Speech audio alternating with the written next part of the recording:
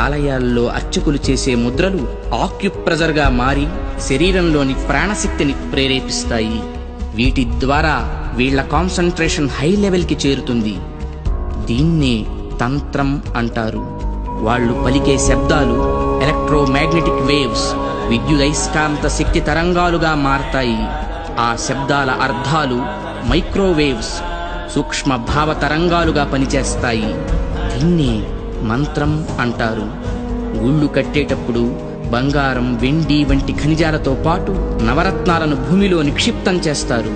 ఇవి earth pits గా పనిచేస్తూ శక్తిని ఆలయ ప్రాంగణమంతా వ్యాపింపచేస్తాయి.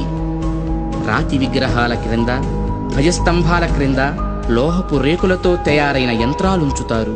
గాలి గోపురాలపై, విమాన గోపురాలపై లోహ నిర్మిత కలశాలు అమర్చుతారు. ధ్వజస్తంభాలకు లోహపు తొడుగులు వేస్తారు. ఉత్సవ విగ్రహాలను పంచలోహాలతో తయారు చేస్తారు. లోహం శక్తికి వాహకంగా పనిచేస్తుంది. దీన్నే యంత్రం అంటారు. మంత్రతంత్రాల ద్వారా ఉత్పత్తి చెందే శక్తికి ఈ యంత్రాలే రిసీవర్స్.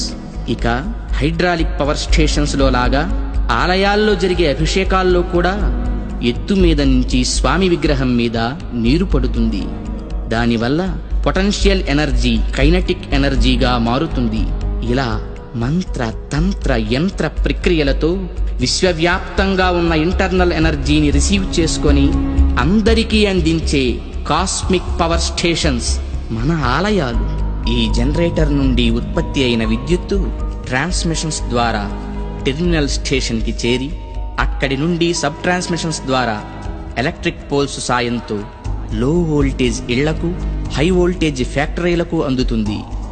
సరిగ్గా ఈ జనరేటర్ లాగే గర్భగుడిలోకి చేరిన శక్తి అంతరాలయమంతా ప్రసరించి పరివార దేవతల ద్వారా విస్తరించి ఎలక్ట్రిక్ పోల్స్ వంటి ధ్వజస్తంభాల సాయంతో సామాన్యుల నుంచి మహాభక్తుల దాకా వాళ్ళ స్థాయికి తగ్గట్టు అందరికీ అందుతుంది. అందుకే గుళ్ళకి వెళ్లే భక్తులు ప్రశాంతతను పొందుతున్నారు, గ్రహణ శక్తిని పెంపొందించుకుంటున్నారు.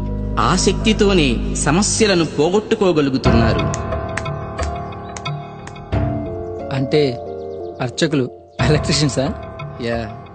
అంటే మీరు చదివింది సైన్సా? Common sense. అందుకే గుండె పని చేస్తున్నంత కాలం దేహం బాగుంటుంది, గుడి పని చేస్తున్నంత వరకు దేశం బాగుంటుంది. నవ్య చైతన్య జీవనానికి అంకురార్పణ, భవ్య సౌజన్య భావాల సంతర్పణ.